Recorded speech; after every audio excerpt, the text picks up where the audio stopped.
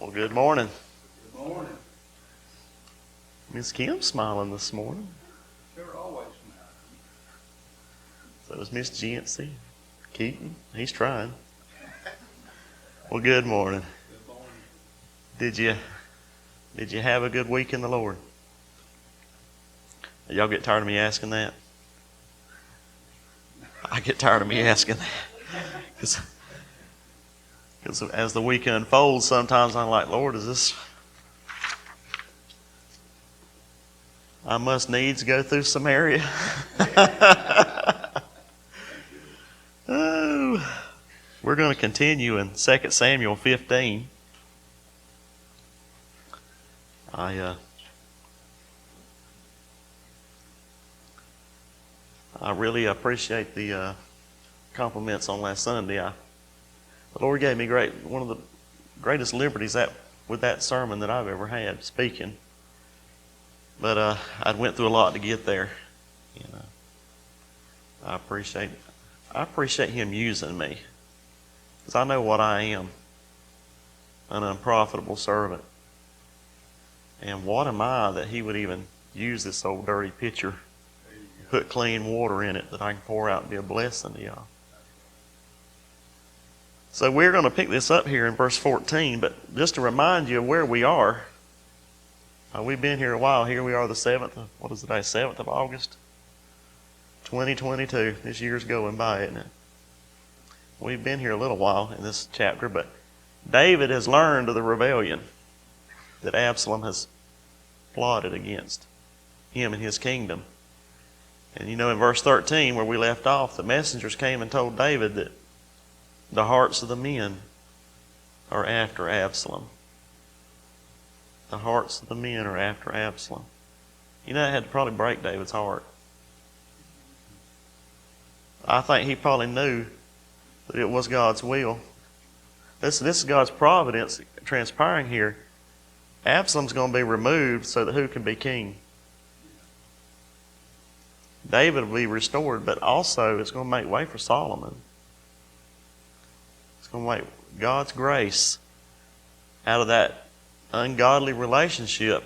You want to see God's mercy and grace. Out of that ungodly relationship, murderous, sinful relationship with Bathsheba, one of the wisest men that ever lived. Had the whole book of Proverbs. I believe David learned a lot. He spent a lot of time with Solomon. I think he learned. Seems like about the time we get all learned up and get some experience in life, it's over, isn't it? Yeah. Experience is a cruel teacher.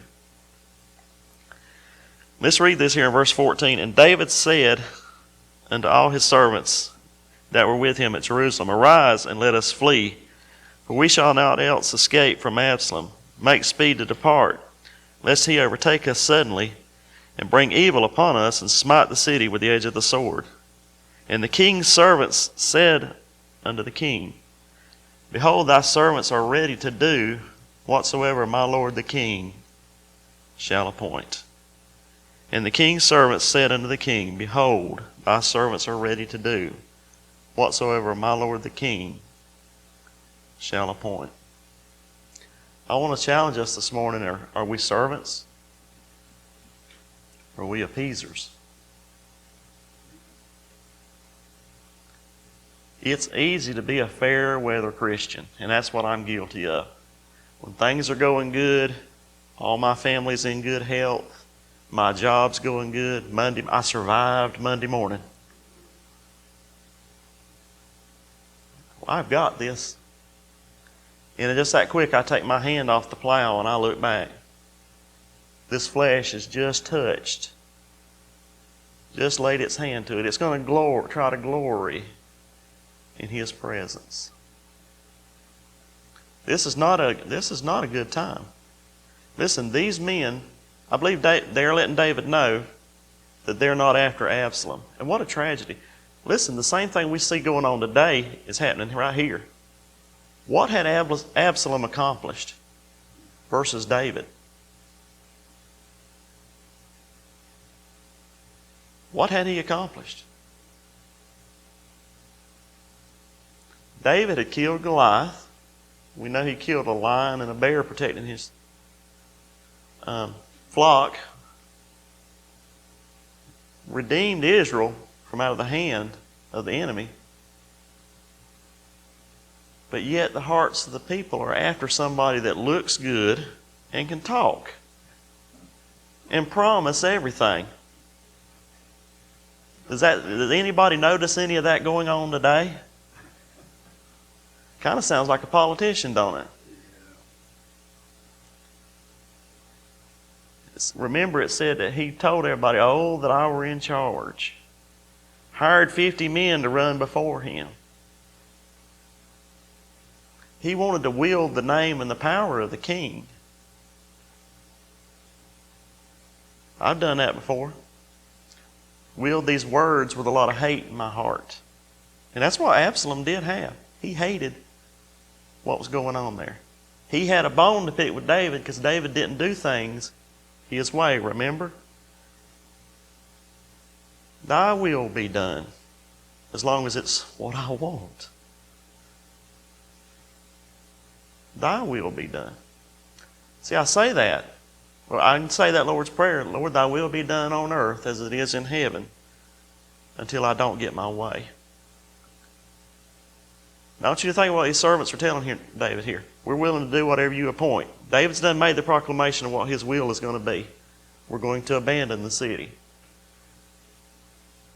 So these people are going to have to leave their things behind. They're going to have to leave family behind, possibly. Possibly some of their family may even be with Absalom. There's many a Christian this morning that's sitting with their possessions and not with the king.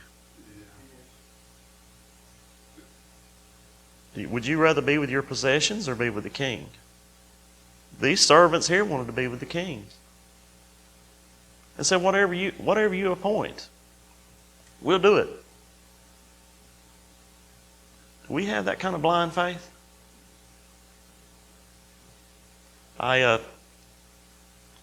We've been taking a couple of trips lately this summer, as most of you do. We go on vacation, and we go in places where we've never been before. And I let Melissa drive because I'll lose my salvation if I drive. No, I'm kidding. I don't like to drive. I don't like to deal with it. It's a waste of time to me. It just gets us there. So I let her drive. She's from the big town. She knows how to do it better than I do. But I sit over there and I navigate for her. I got the GPS unit out. And I'll say, go here, turn left, turn right. And whatever I tell her to do, most of the time, she does it. And we call that a GPS, Global Positioning System. Well, here we've got God's positioning system. Now, there's a lot of times when that thing on that phone will say, you need to turn left up here, and I'll be like, no, we ain't going to do that. But imagine putting on a blindfold and doing everything that thing tells you to do. Yeah, because it's man-made. Don't do it. But we should put on a blindfold with this right here, with God's positioning system. See, when you put on a blindfold and you let somebody say, you go here, you go here, that's faith. See, we want to live by sight. This flesh. I'm not willing to do whatever He appoints. If it's what I think I want to do, I will.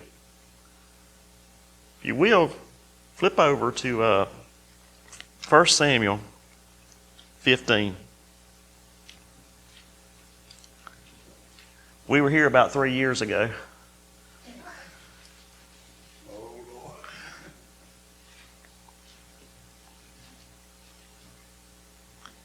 Y'all remember this story? This is where Saul was supposed to destroy the Amalekites. The Lord came and gave him, via Samuel, came and gave him specific instructions.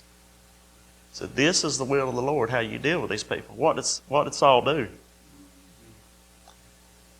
What did he do? He did what Clay would do. He picked and chose what he wanted to do, and the rest he did his way.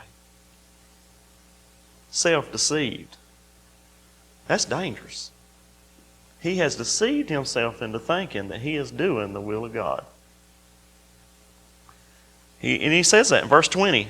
And Saul said unto Samuel, Yea, I have obeyed the voice of the Lord, and have gone the way which the Lord sent me, and have brought Agag, the king of Amalek, and have utterly destroyed the Amalekites. Now, had he done what God told him to do? He said he'd obey the voice of the Lord.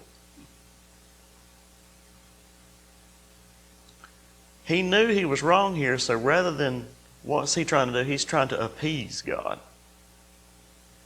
rather than serve God. I want to do things my way, and Lord, I'll offer you this. Lord, I'll give you that in exchange for me being able to do my will.